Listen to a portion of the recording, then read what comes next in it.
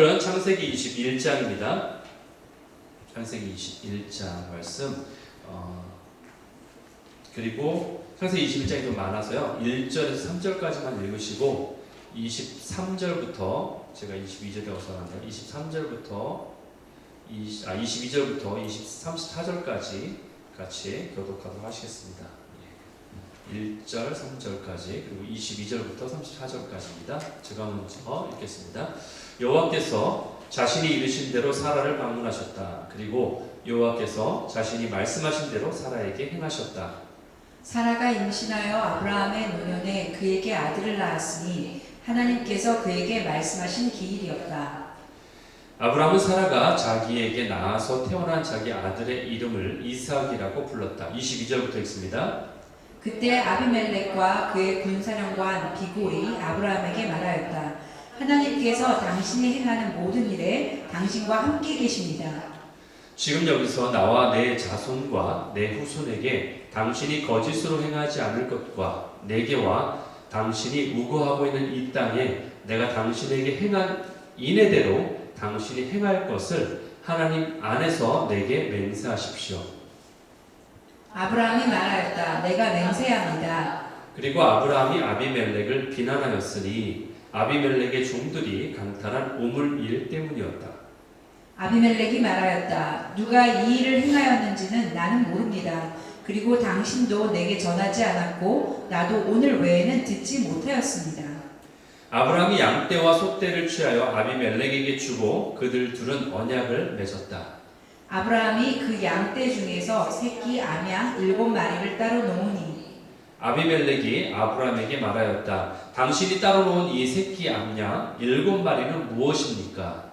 그가 말하였다. 새끼 암양 7마리를 당신이 내 손에서 취하십시오. 내가 이 우물을 팠다는 증거가 내게 있게 하기 위함입니다. 그러므로 그곳을 부엘셰바라고 불렀으니 그들 둘이 거기서 맹세하였기 때문이었다.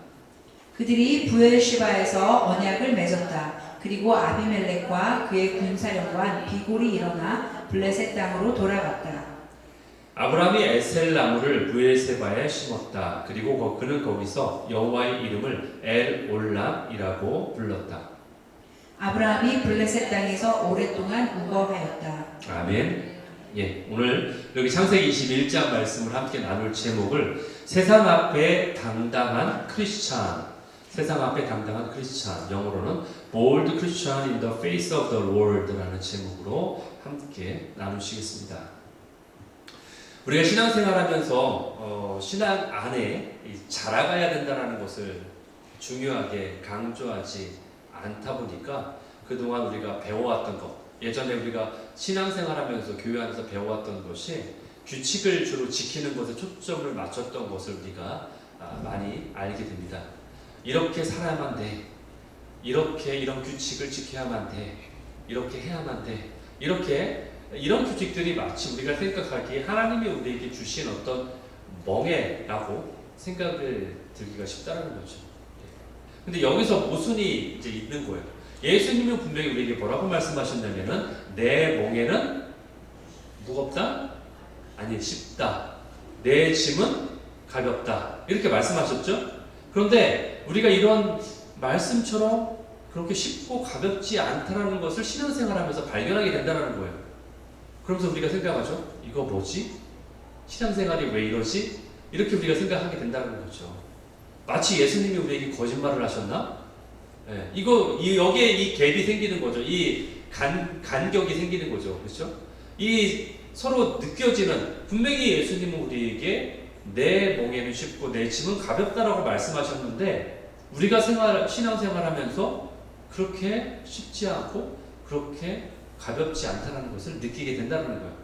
그래서 내 스스로가 감당할 수 없는 짐임에도 불구하고 내가 이걸 억지로 해야만 하나? 이 규칙을 억지로 지켜야만 하나? 라는 이런 어떤 갈등 상황 가운데, 신앙생활 가운데 그걸 느끼게 된다는 거예요.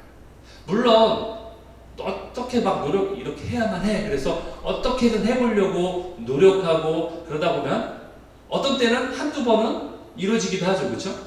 되기도 하는 거예요. 성취감을 느끼기도 합니다. 하지만 그것은 어쩌다가 실현되는 일이지 그게 내 생활에서 쉽게 이루어지는 일들이 아니라는 것을 또 깨닫게 된다는 거예요. 그러면서 신앙생활이 이처럼 어려운 거야? 이렇지처럼 힘든 거야? 라는 어떤 그러한 괴리가 우리 안에 있게 된다는 거예요. 여러분, 한 살짜리에게 무슨 일을 시키면서 한 살짜리 아기한테 무조건 하면 돼, 무조건 네가 해야 돼 라고 한다고 해서 그것을 이룰 수가 없어요. 심지어 우리는 한 살짜리한테 어떤 물병 하나도 이걸 들고 있어라고 시키지 않죠. 왜냐하면 엎지르니까. 부모님도 어머니들도 부엉이라면서 한 살짜리한테 무슨 일을 시키진 않잖아요. 장성한 아이한테 그 일을 시키지 그에게 감당할 수 없는 일을 우리는 시키지를 않습니다. 그런데 나보다 나를 더 잘 아시는 주님께서 우리가 다 짊어질 수 없는 것을 너무나 잘 알고 있지 않을까요? 그렇죠? 우리가 그렇게 다 짊어질 수 없다는 것을 주님이 더 잘 알고 있어요. 그렇기 때문에 여러분, 부모가 한 살짜리에게 바라는 건 뭐예요? 어떤 일을 하고 뭐 규칙을 지키고 뭐 그런 것보다는 그냥 잘 먹고 잘 싸고 만약에 한 살짜리 애가 막 기저귀에 똥을 오히려 안 싸도 문제죠. 얘가 뭐가 이상한가? 그렇죠. 잘 먹고 잘 싸는 게 잘 먹어야 되는데 안 먹어도 걱정하고 잘 싸지 않아도 걱정하는 거죠. 잘 먹고 잘 싸고 잘 자고 잘 놀고 잘 자라나는 것, 단지 그것만 원하는 거죠. 한 살짜리한테는 그것만 원하는 겁니다. 그래, 네가 일단 자라나라. 그전 내가 뭘 시키고 너를 막 일 시키려고 부모님이 빨리만 자라봐라, 내가 일 왕창 시키겠다 이러지 않죠. 잘 자라라 그러지 그런 걸 원하지 않는다는 거죠. 마치 주님도 그렇게 우리를 바라보고 계시다는 거예요. 그리스도인들이 하나님의 말씀을 알고도 그 선한 길을 잘 따라가지 못하는 이유는 자신의 나이에 맞지 않게 뭔가를 하려고 하기 때문에 그렇다는 거예요. 내가 영적으로 그 나이가 되지 않았음에도 불구하고 내가 한 살인 영적 나이를 가지고 있음에도 불구하고 나는 마치 장성한 자처럼 내가 할 수 있어 그렇게 생각하고 있기 때문이라는 거예요. 여러분, 성인 아이라는 말이 있어요. 성인 아이. 말이 안 맞는 말이죠? 앞뒤가 서로 안 맞는 말. 성인이라는 말하고 아이라는 말하고는 서로 다른 개념이죠. 그런데 성인 아이라는 그런 개념이 상담 심리학 용어예요. 그 얘기가 뭐냐? 성인임에도 불구하고 그 안에 정서적으로나 어떤 어린아이와 같은 성향과 행동 양식을 벗어나지 못한 어떤 영역이 그 성인임에도 불구하고 그 안에 있다는 거죠. 그 영역은 성인 아이의 영역이다. 마치 지난번에 우리가 나눴던 길가의 영역하고 똑같은 거예요. 내가 알지 못하고 나에게 연약한 부분, 영역, 그 부분이 분명히 있다는 거죠. 우리는 어떤 영역에서는 10살에 맞는 행동을 해요. 또 어떤 영역에서는요, 3살 행동을 해요. 그리고 또 어떤 영역에서는 0살에 그러한 영역이 분명히 있다는 거예요. 길가와 같은 영역이 바로 0살의 영역이에요. 본인이 전혀 인지하지도 못해요. 나에게 그런 영역이 있어? 알지도 못하는 그런 영역이 분명히 있다는 거예요. 어떤 영역은 하나님께 잘 순종해요. 그런데 어떤 영역은 하나님의 말씀이 떨어져도 그 영역에 순종하고 싶은 감동도 없어요. 은혜도 안 느껴져요. 내가 그걸 왜 그렇게 해야 되는데. 주님, 이것만은 건들지 말아주세요.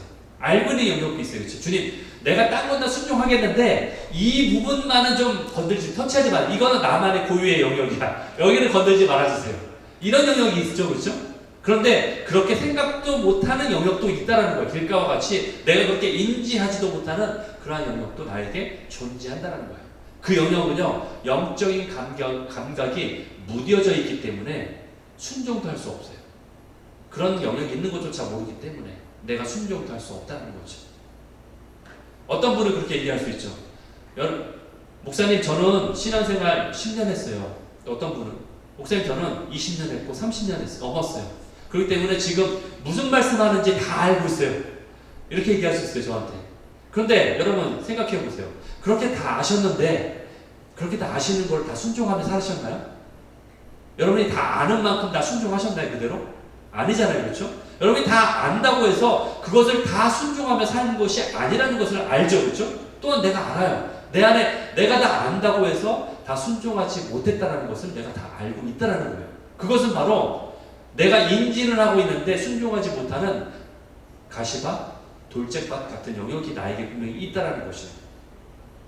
아는 대로도 할 수 있고 순종할 수 있고 주님 말씀대로 살아갈 수 있다면 우리는 이미 천국과 같은 삶을 살고 있어야 돼요. 그러나 그렇지 않잖아요. 그렇죠? 결국 이 말의 의미는 우리에게는 길가와 같은 영역이 분명히 존재한다. 그리고 내가 영적으로 순종하지 못하는 영역이 분명히 있다는 거예요. 우리가 옆 사람에게 한번 물어보실까요? 당신은 영적으로 몇 살이신가요? 당신은 영적으로 몇 살이세요? 알 수도 있고 모를 수도 있어요. 내가 그것을 인지할 수도 있고 모를 수도 있습니다. 여러분, 우리 믿음은요, 본인이 생각하는 것만큼보다 실제로는 그렇게 많지 않을 수 있어요. 영적 나이가. 그래서 주님은 우리에게 기회를 주세요. 어떤 기회?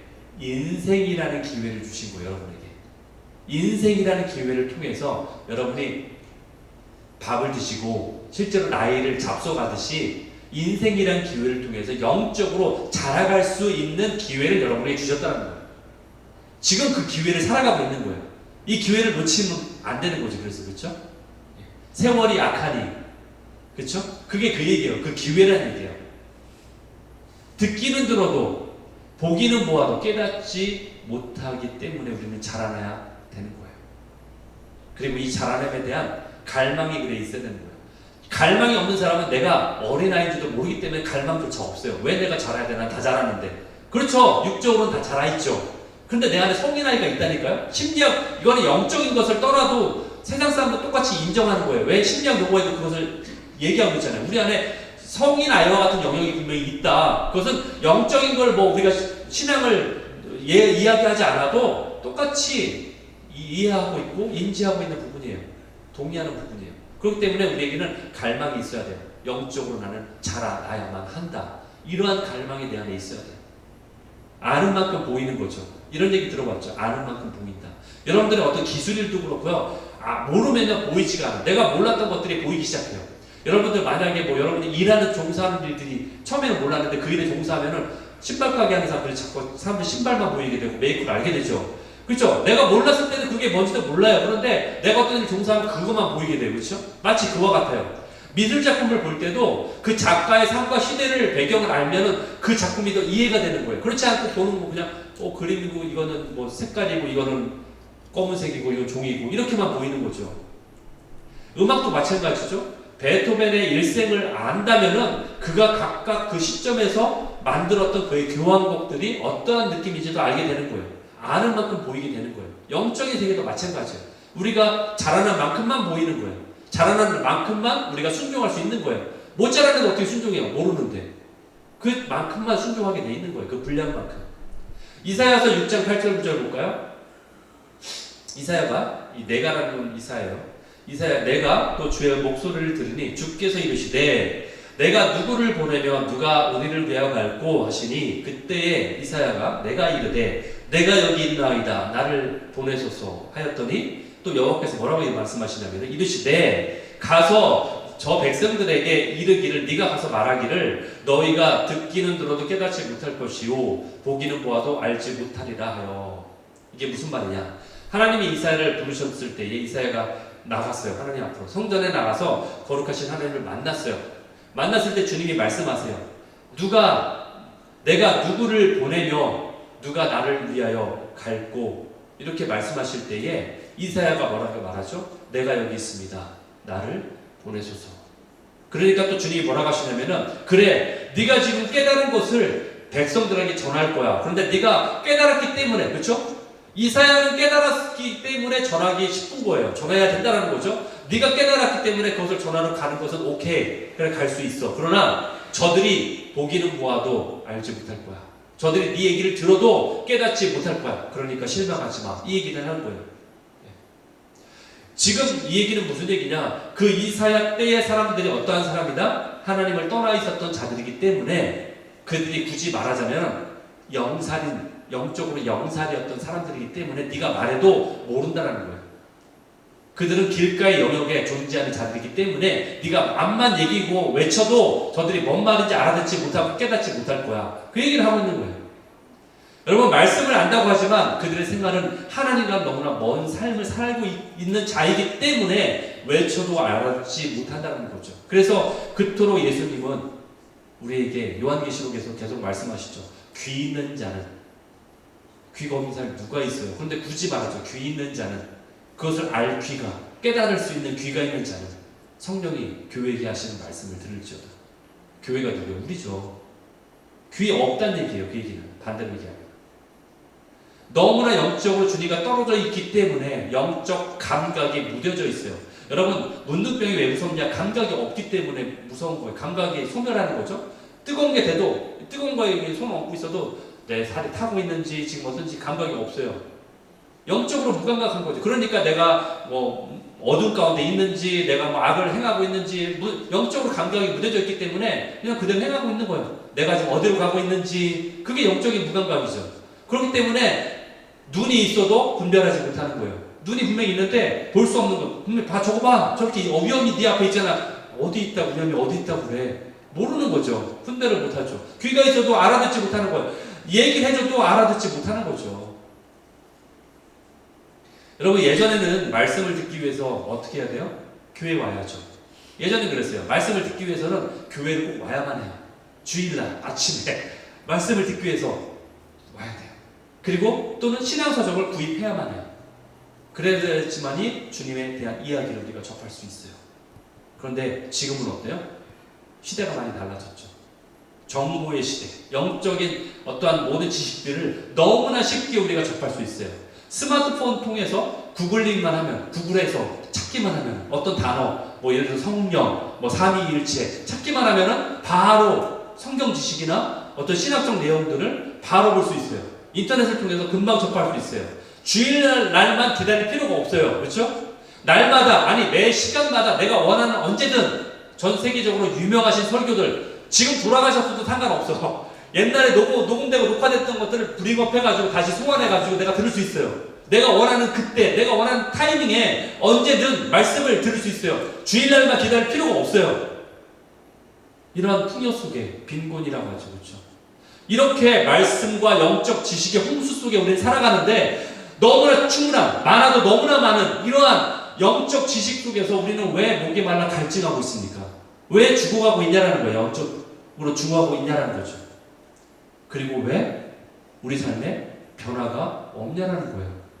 예전보다 훨씬 많은 조건이 좋고 훨씬 더 들을 수 있는 기회가 많음에도 불구하고 왜 우리의 영혼은 더 피폐해져 가고 있냐라는 거죠. 정작 하나님의 음성을 듣기 원하고 하나님의 뜻이 무엇인지를 갈망하고는 있지만, 내 안에 그렇게 갈망하고 있지만 그것을 따라가는 사람은 별로 없다라는 거예요. 그 뜻대로 살아가려고 노력하는 자도 별로 없다라는 거죠. 그것이 문제라는 거예요. 신앙을 우리는 오해하는 사람이 많아요.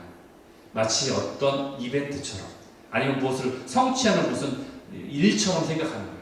내가 어떤 정해진 규칙을 지키기만 하면 하나님이 나를 기뻐하시고, 이걸 딱 해내기만 하면 하나님이 나에게 상을 주시고, 그래서 이것만 하면은 하나님이 나에게 복을 주시는, 마치 그건 뭐와 같아요? 밴딩머신하고 똑같죠. 내가 일정한 양을, 돈을, 어떤 특정한 걸 넣기만 하면 그에 합당한 것이 나오는 거죠. 자판기하고 똑같이, 마치 어떤 포뮬라처럼, 공식처럼 생각하는 거죠. 그것이 신앙생활이 아닌데도 마치 그처럼 우리가 인식을 하는 거예요. 여러분, 깨끗한 호수에 많은 물고기들이 살고 있어요. 그 물고기들은 주인이 와서 던져주는 먹이를 먹어요. 그 주인은 날마다 그 일을 하고 있어요. 그런데 먹이를 주면 먹으러 달려들어요. 그렇죠? 물고기들이 다가와요. 그런데 먹을 것이 다 떨어지면 어떻게 해요? 그냥 가버려요. 그 물고기들은요, 주인하고 사귀려고 하지 않아요. 주인하고 교제할 생각이 없어요. 단지 그냥 먹이만 관심이 있는 거예요. 그리고는 가버려요. 아무것도 없어요. 주인에 대한 어떤 생각도 없어요. 어쩌면 우리가 그와 같은 물고기와 같은 신앙생활을 하고 있는지 몰라요. 주님 앞에 필요한 것만을 위해서 받아가고, 필요한 것만을 위해서 구하고, 주인 되신 그 주님과의 아무런 관계도 갖기를 원하지 않아요. 주님이 내 안에 간섭하려면 싫어요. 거기까지만. 주님, 주일의 삶만 드렸으면 됐지, 내가 그 외의 삶에 대해서는 간섭하지 마세요. 오히려 거부해요. 마치 그 물고기와 같아요. 내가 필요한 것만 얻고 그럼 만족하는 거예요. 주님께서는 우리에게 하나님을 알아가야 한다라고 말씀하고 계시는데, 우리는 여전히 주님이 나를 알아주기만을 원하고 있어요. 주님은 우리에게 하나님을 너희가 알아가야 된다라고 말하는데, 우리는 주님이 우리를 알아주기만을 원하고 있다는 거예요. 주님은 우리와의 개인적인 관계, 그리고 실제적인 관계, 그리고 지속적인 관계를 원하세요. 주님은 우리의 개인적이고 실제적이고 지속적인 사랑의 관계를 원하세요. 그것이 주님이 우리에게 원하시는 거예요. 주님은 우리에게 이벤트를 원하지 않으세요. 주님은 우리에게 어떤 일을 무슨 회사의 어떤 보스처럼 우리 그 프로젝트를 해내기를 원하시는 그런 분이 아니시라는 거예요. 그 일을 잘하는지 못하는지 평가하는 분이 아니시라는 거예요. 신앙이라는 것은 우리의 평생을, 우리의 인생을 주님을 알아가면서 주님과의 인격적인 관계, 교제를 맺으며 살아가는 그 삶 자체가 바로 신앙이에요. 종교가 아니라, 종교 행위가 아니라.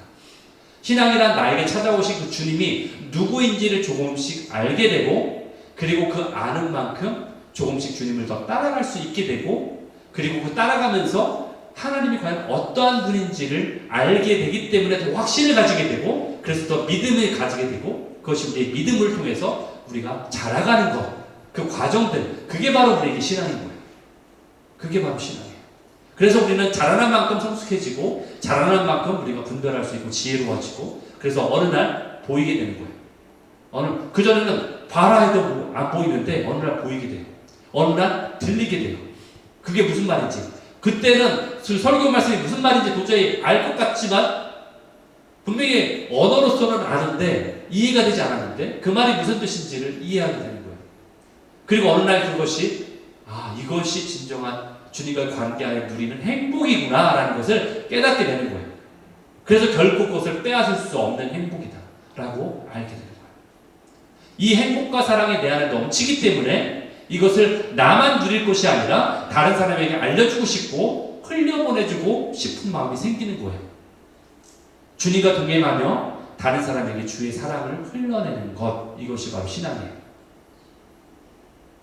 주님과의 깊은 관계에 들어가는 것이 뭐예요? 그 사랑을 아는 것, 그게 바로 첫째 계명이에요. 주님과의 깊은 관계 안에서 주님을 누리고 아는 것, 그 사랑의 명치를 아는 것이 첫째 계명이에요. 마태복음 22장 37절, 내 마음을 다하고 내 목숨을 다하고 뜻을 다하여 주 너의 하나님을 어떻게 하라? 하나님께 봉사하라? 하나님을 위해서 뭔가 일을 많이 해라? 하나님을 위해서 뭔가 규칙을 잘 지켜라? 하나님을 위해서 뭔가를 막 더 업적을 이뤄라? 그게 아니라 하나님을 사랑하라. 근데 이것을 우리는 일처럼 생각하죠. 사랑하라는 것을 일처럼 생각해요. 즉 관계를 분명히 얘기하고 있는데 하나님은 우리에게 관계를 얘기하는데 첫째 계명이라는 그 계명 때문에 그게 마치 명령이나 어떤 규칙처럼 생각하는 거예요. 분명히 사랑하라는 명령인데 그것을 마치 일처럼 생각한다는 거죠. 우리는 종교처럼 생각하는 거 신앙인데, 그리고 이것이 다른 사람에게 주의 받은 사랑을 흘러내는 것을 뭐다? 그게 둘째 계명인 거예요. 바로. 그렇죠? 둘째도 그와 같으니 내 이웃을 내 자신같이 사랑하라. 왜 내 자신같이 사랑하느냐? 내 자신같이는 얘기는 무슨 얘기가? 내 목숨을 바쳐 사랑하라는 얘기도 되지만 저는 이렇게 해석할 수 있어요. 내 자신같이 사랑하라는 얘기는 하나님이 너를 사랑한 것처럼 하나님이 저들을 사랑하기 때문에 네 자신같이 사랑하라는 얘기예요. 내가 그 사랑을 경험해보니까 하나님이 나를 이처럼 사랑하셨어? 그러니까 저들도 그렇게 사랑하시는구나. 그걸 내가 아는 거예요. 그러니까 그 사랑을 내가 경험해서 그 사랑을 흘러내는 거예요. 그들에게 하나님이 당신을 사랑하십니다 라고 말할 수 있는 거예요. 그게 둘째 계명이에요. 결국 첫째 계명이나 둘째 계명이나 우리에게 어떤 규칙을 말하고 어떤 일을 하라고 주는 명령이 아니라 사랑하라는 거예요. 단지 그냥 내가 너랑 관계하자, 친하자 이 얘기예요. 친밀함이에요 결국은. 그런데 그것을 우리는 어떤 규칙처럼 생각하고 어떤 일처럼 생각하고 어떤 이루어야 될 마치 어떤 짐처럼 생각한다는 거죠. 그것이 아니라 우리에게 말씀하고 있어요.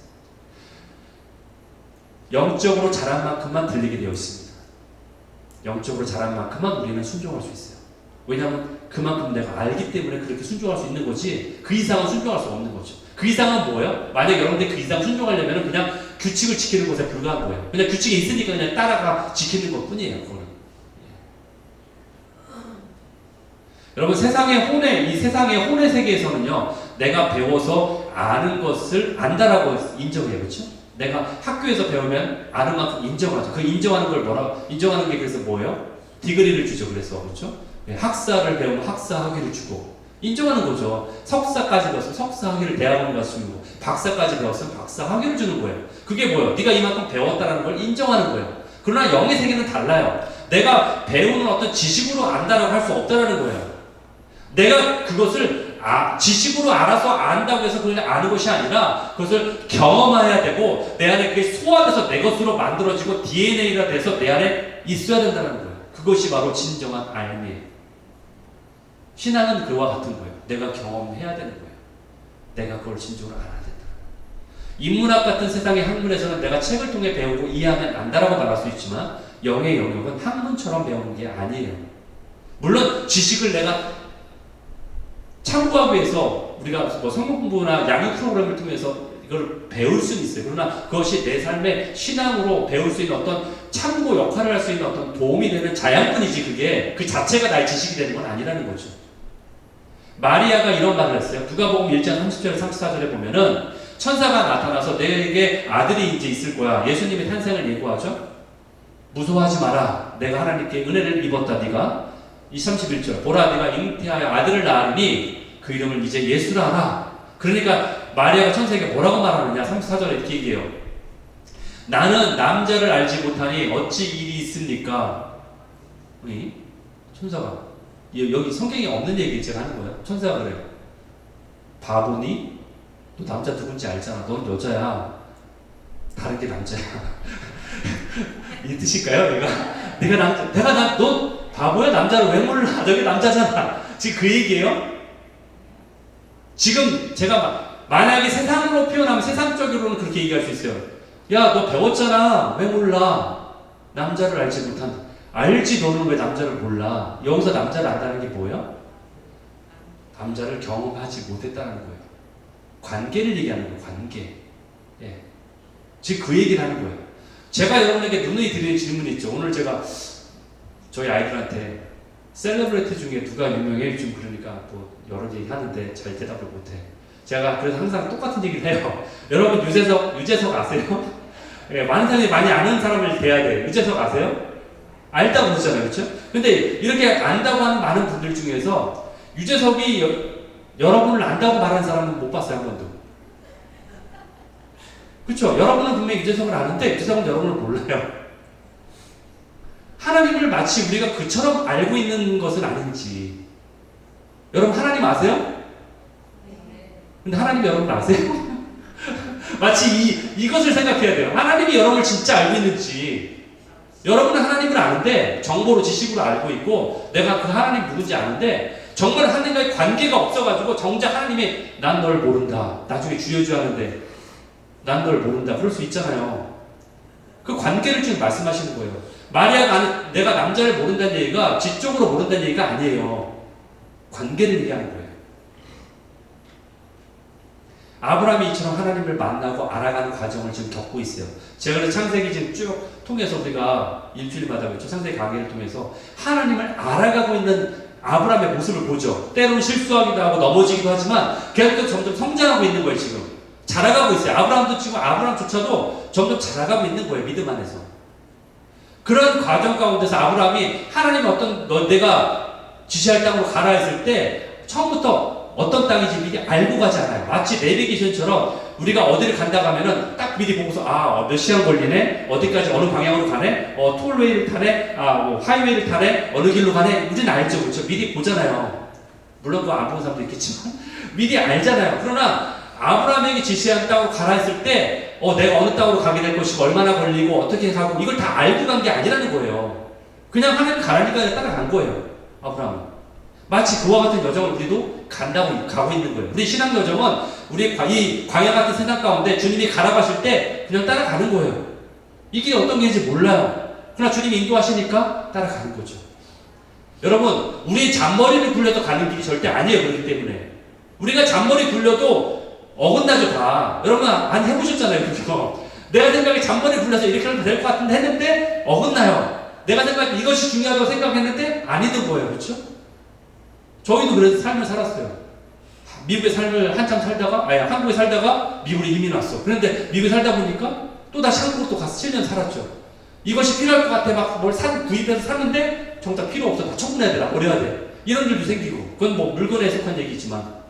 결국 우리는 먼지도 뒤집어 쓰고, 뭐 도적의 어려움도 겪고, 타는 듯한 태양빛 아래 막 그 안에 고생하면서 그 과정을 겪어가면서 광야를 지나면서 어느 순간에 하나님 말씀하신 게 이거였구나 알게 되는 거예요. 그것이 바로 이거구나 깨닫게 되는 거죠. 신앙생활이 마치 그와 같은 거예요. 가다 보니까 알아지고 가다 보니까 내가 이만큼 자랐구나 어느 순간 내 자신을 돌아보면서 알게 되는 거예요. 그게 신앙생활이에요. 여러분 이 광야에는 양들이 지나는 그 길이 있다고 해요. 양들이 지나는 길. 근데 양들이 지나는 길에서 양들은 이게 내 길이야 그래서 내가 잘 알고 왕래한다는 게 아니라 양들이 이 길을 갈 수 있는 이유는요 딱 하나예요. 그냥 앞에 먼저 걸어가는 양들만 따라가는 거예요. 단지 그 방법밖에 없어요. 양이 뭐 알고서 제 일로 가야 되고 알고 가는 게 아니에요. 그냥 앞에 양이 따라가니까 양을 따라가는 거예요. 그냥 앞에 양만 따라가는 거예요. 맨 앞에 양은 누굴 따라가고 있어요? 양들이 양을 따라가고 그 앞에 양은 그 앞에 양을 따라가고 맨 앞에 양은 누굴 따라가요? 목자를 따라가는 거죠. 그러니까 어느 순간 계속 그 양들을 따라가 보면은 맨 앞에 계신 목자를 발견하게 되는 거예요. 그게 신앙인 거예요. 예. 여러분 목자가 솔직히 말씀드리면은 목사는 목자가라고도 볼 수 있지만 목자보다는 맨 앞에 좀 더 따라가는 양이에요. 그냥 저도 제 목자는 예수 그리스도시잖아요. 여러분들이 저를 따라가다 보면 어느 순간 예수를 발견하게 되는 거예요. 그와 같은 거예요. 먼저 간 양들을 따라가다 보면은 목자 대신 예수님을 발견하게 되는 것 뿐이에요. 그러므로 앞서가는 자들이 있다는 것이 우리에게 소망이 된다는 거죠. 그렇죠. 나보다 앞서가는 사람이 있다는 것이 뭐 질투가 되는 거라 그런 게 아니라 소망인 거예요. 그냥 같이 가면 되니까. 그렇죠.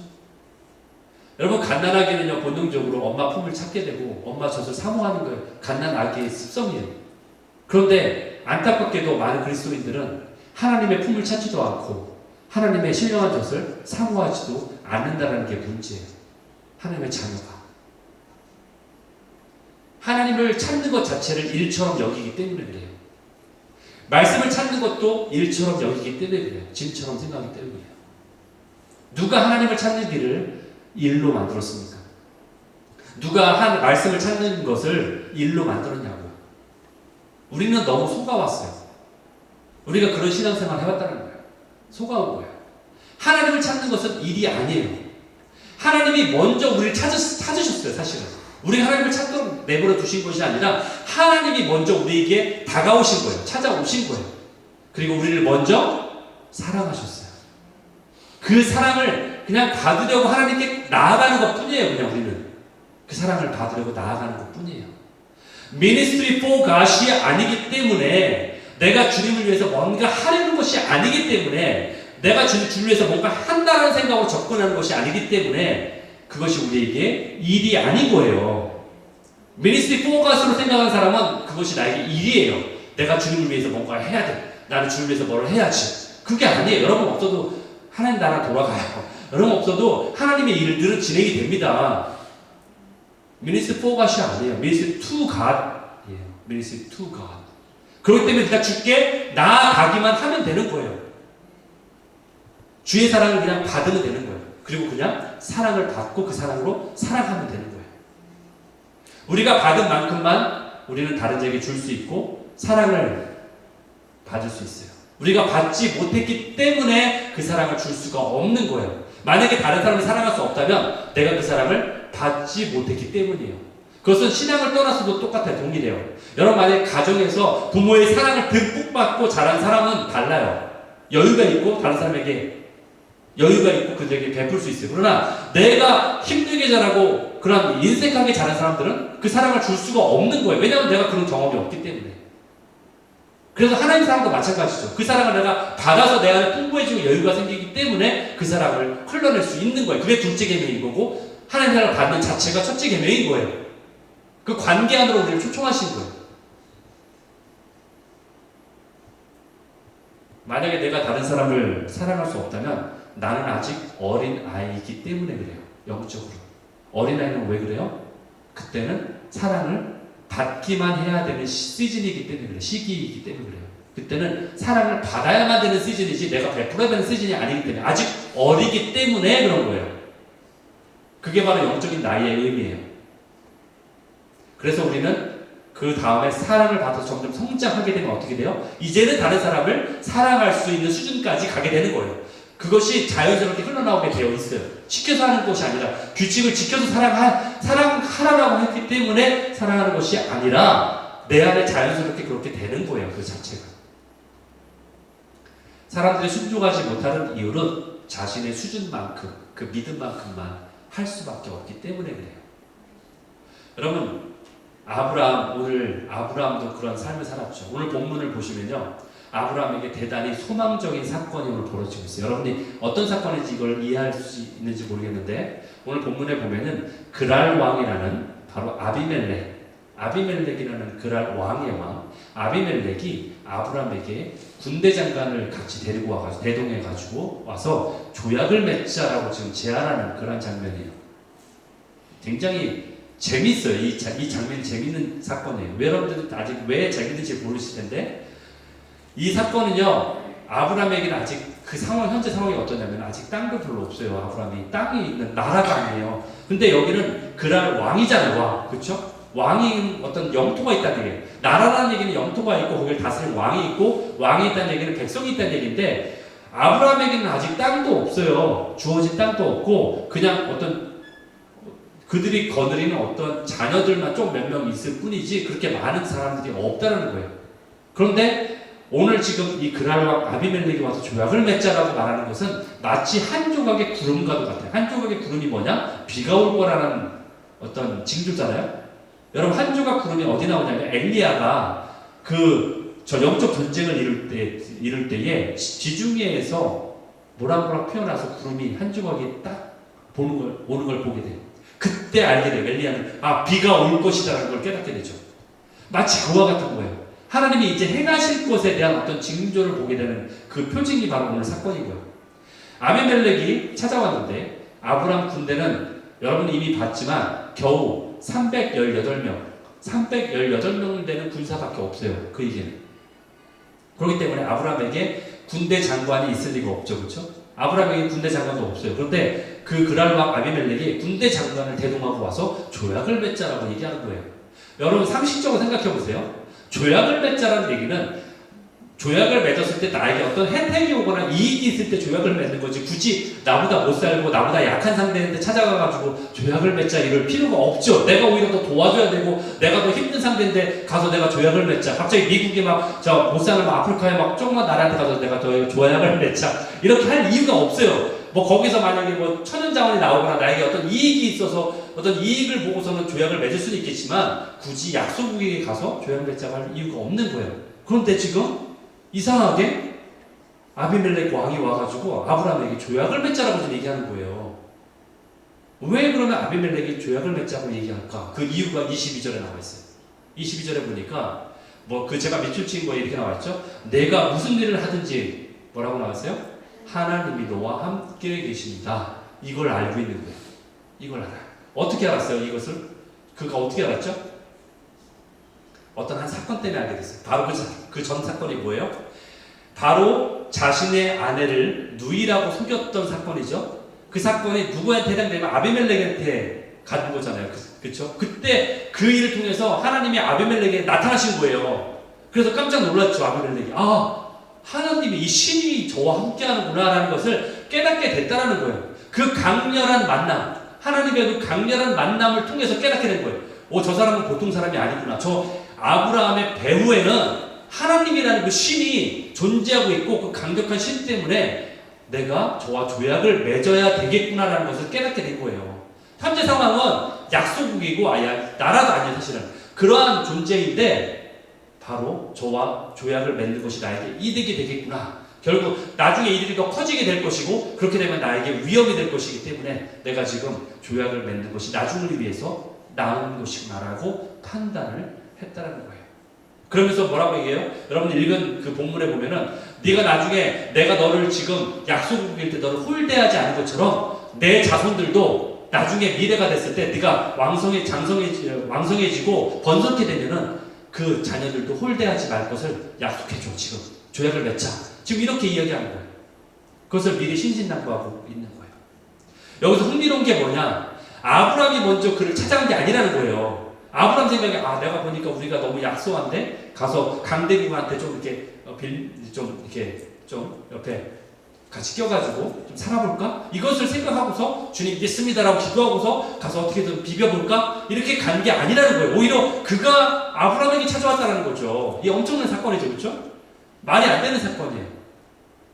이것은 뭐예요? 아브라함이 하루하루를 주님과의 관계 안에 얼마나 그가 성실히 살아왔는가, 그것을 통해서 그 자가 바로 그것을 알고 보았다는 거예요. 아비멜렉이 그 아브라함의 모습을 통해서 그 안에 계신 하나님을 볼 수밖에 없었다는 거예요. 결국 이것은 뭐냐? 우리 안에 있는 어떤 모사나 우리의 어떤 지략이나 또는 우리의 어떤 잔머리나 이런 어떤 지혜보다도 하나님이 더 뛰어나다는 것을 그가 알았다는 거예요. 아비멜렉이. 우리가 뭐 밖에 나가서 능동적으로 나에게 이런 하나님이라는 백이 있어라는 것을 알려주지 않더라도 우리의 성실한 삶을 통해서 그가 하나님을 볼 수 있게 된다는 거예요. 결국 우리가 그러한 신앙을 살아갈 때에 우리 안에 계신 하나님이 믿지 않는 자들까지도 볼 수 있게 된다는 거예요. 그것을 알려주는 사건이에요. 그리고 한 가지 더 재미있는 게 있어요. 여러분 생각해 보세요. 아브라함의 약점을 누가 잘 알고 있겠어요? 지금 보면 아비멜렉이 잘 알고 있죠. 아브라함이 벌써 약점을 보였어요. 아비멜렉에게. 얼마나 좀 창피하겠어요. 솔직히 아비멜렉이 와서 조약을 맺자고 찾아왔는데 아비멜렉을 볼 면목이 없을 거예요. 왜냐하면 자기가 거짓말했으니까. 거짓말의 이유가 뻔히 드러나죠. 얘기 굳이 안 해도 왜 자기 아내를 가지고서 누이라고 뻔뻔하게 거짓말을 했는지 뻔히 속에 보이잖아요. 두려워서 그런 거잖아요. 두려워서. 그러니까 아브라함이 그 안에 두려움이라는 그런 어떤 약점이 있다는 것을 누구보다도 아비멜렉이 알고 있는 자예요. 그 사람의 약점을.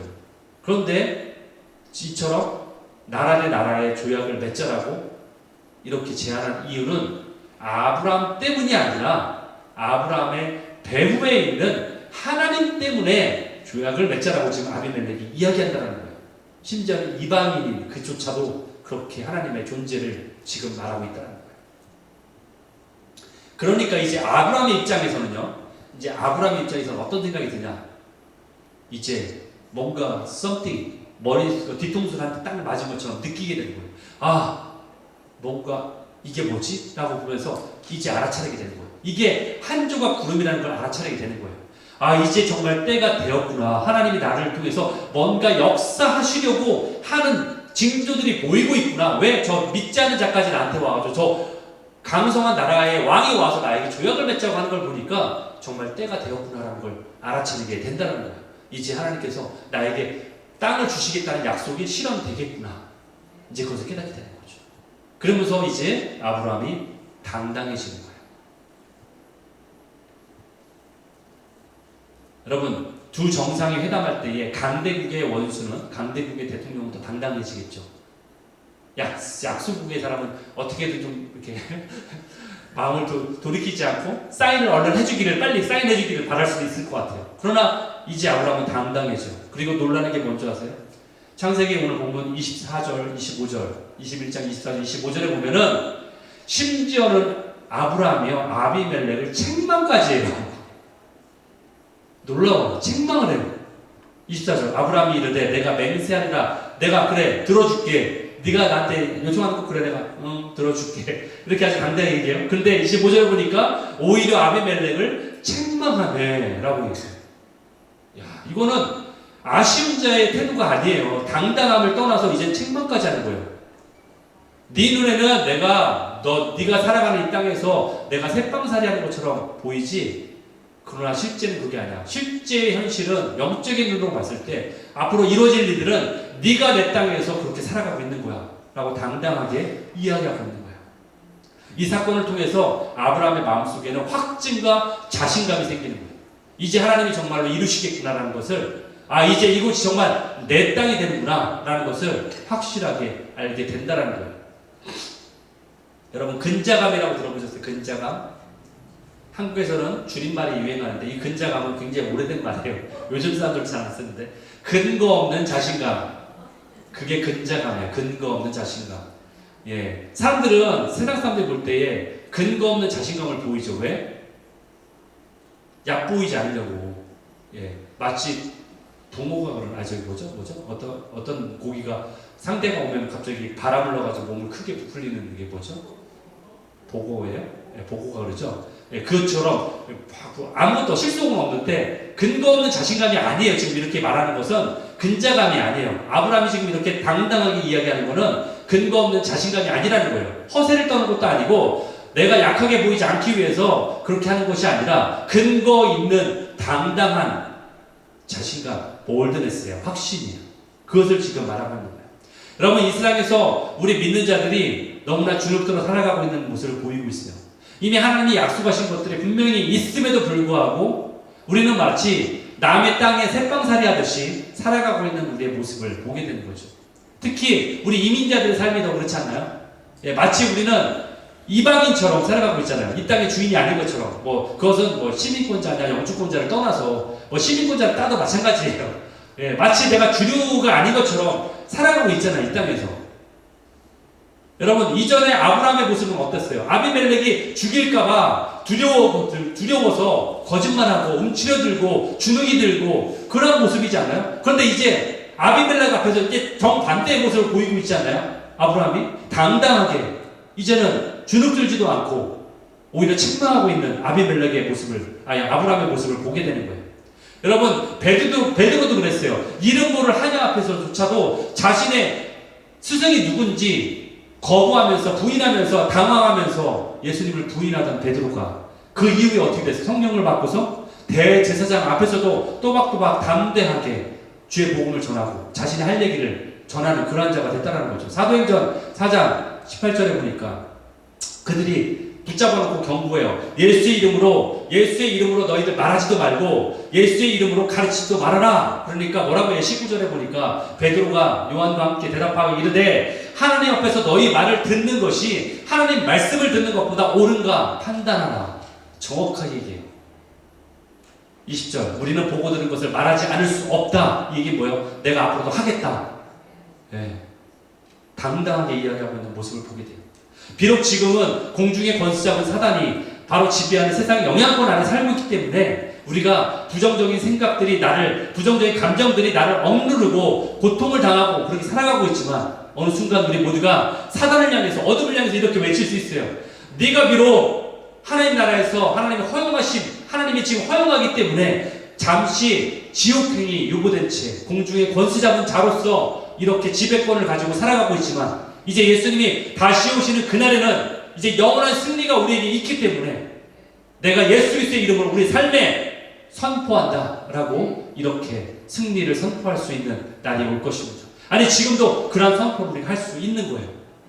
어둠을 향해서 세상을 향해서 우리의 문제를 향해서 주눅들지 않고 당당하게 위축되지 않고 이렇게 살아갈 수 있는 여러분 되시기를 예수 그리스도의 이름으로 축원합니다.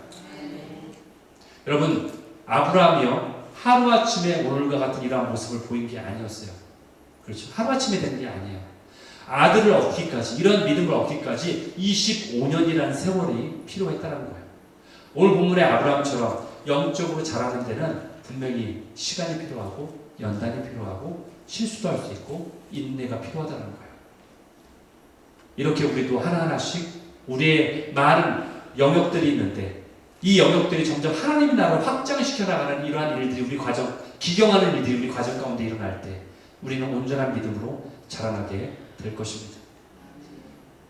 이러한 말이 있어요. We fight from victory, not for victory.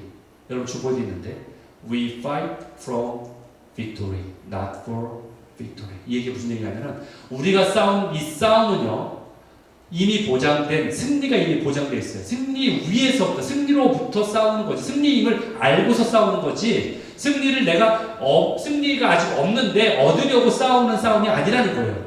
그 얘기를 영어로 그렇게 간단하게 표현되어 있어요. 이렇게 세상 앞에 당당한 크리스찬으로 살아가시는 저와 여러분 되시기를 세상과 죽음을 이기신 예수 그리스도의 이름으로 축원합니다. 아멘.